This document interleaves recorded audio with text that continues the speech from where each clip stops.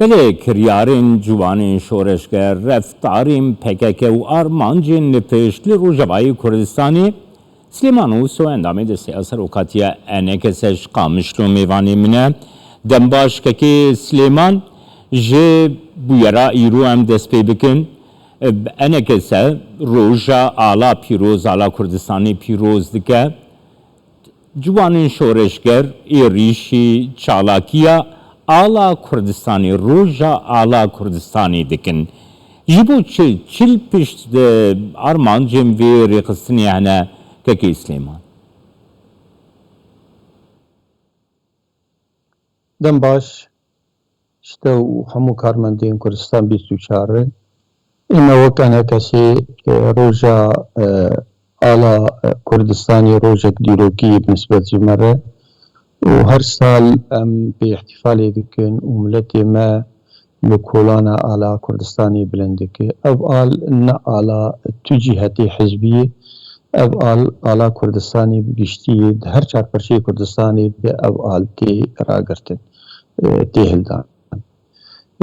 Ciyê mixabiniyê îro ev ciwanên şoreşger tanzîmek bêtir em dibên bi ser PKK'yê ve yê ne carayekê yê belkî bi dehê cara van bin pêkirina dikin û van kara dikin û ofîsê encûmanê dişewitînin. Îro di roja ala Kurdî di li bajarê Dirbêsiyê tiştê gebû bi rastî jî yani tiştî gelekî xerab bû. Molotov avêtin hundirê ofîsa mey a encûmana Dirbêsiyê û sê heval hundir debûn û derî li wan girtin.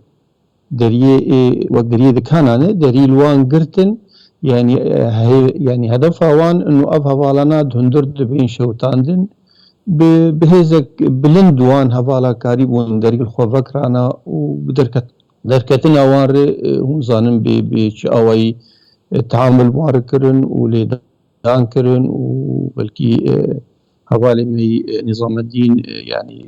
wedayê wî sihî gelekî xerab bû sahafî xestexanê kirin bêtirî 6 kêla li serî wî xistin heta birînî wî yani derman kirin heta niha jî wek dibê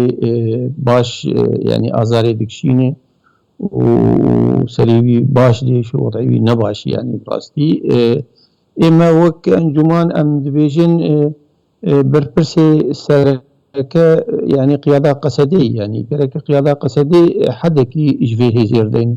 û berê anha jî wek dibê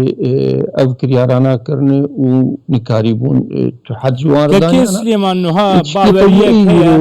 pê gotin kekê Silêman ku qesedê bi xwe jî nikarî pêşî li va ciwanên şoreşger bigire ji ber ku piştgiriya waş PKK ye ji Qendîlê ye ji ber wê kê guh nadin qesedê û guh nadin rêveberiya xweser jî çawa dikarî rêxistinekî wisa lê parçeyekî Kurdistanê van kiryaran bike û ev bêdengî beramberî wan be. Bi rastî girêdana bi Qendîlê re rê dide ku ev rêxistin çi bixwaze li Rojavayê Kurdistanê pêk bîne?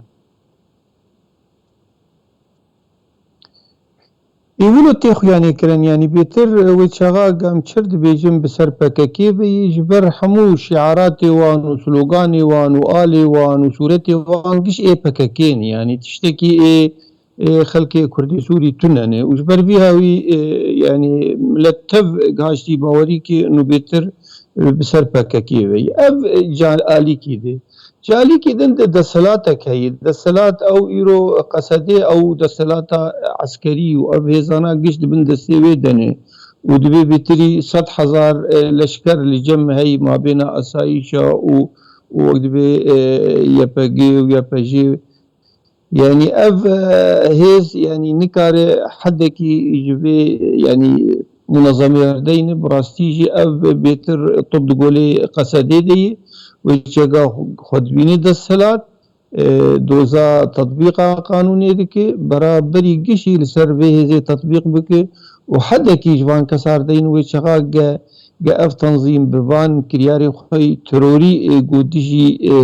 اوفیسین انجمانی و آلی گرین انجمانی و پیشمرگین روز رادبه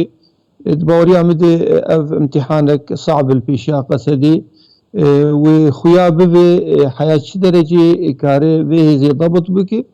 وحتى انها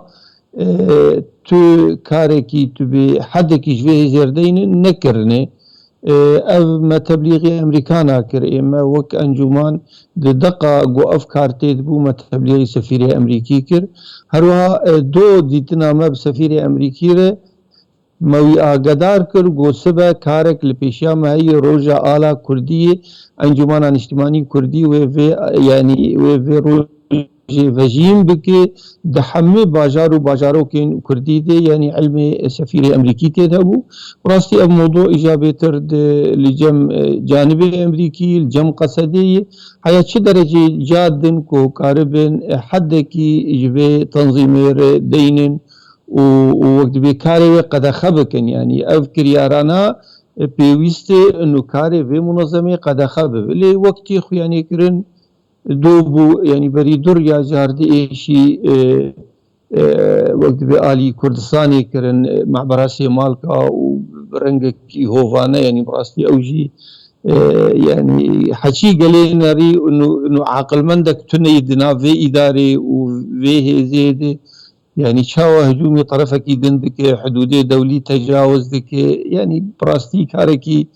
يعني شو انسانك عاقل مند لوي فيديو نري ولود كنيا انه افشد كن يعني برنجك يعني نا معقول ونا حكمة ونا عقلانية تدهي في كاريت كن نفسها بانكرياري يقول درحقي انجماني دكن اف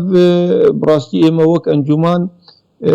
هدف اوان ترهيب مي نملتي ما بترسينن شارعه ما بترسينن اما وك انجمان ام بردوام من دي كاري خودي دي كاري وخباتا خوش بو ملتي خوش بو برجوندي ملتي كرد شقا تندي ديجي ما ممارسه بكن اما يعني ديجي ما بكابينن اما هر امي بردوام بن دي كاري خودي جبو دوزا ملتي كرد پیش روجا سوري دي تجارة افكريارين تروري ونكاربن ما ترهيب بكن وما بترسينن وما دوري دوزا مخين سپاس سیادت کم که سلیمان اوسو اندامی ده سیاسی رو کتیه ENKSê şkamışlı otil gelme.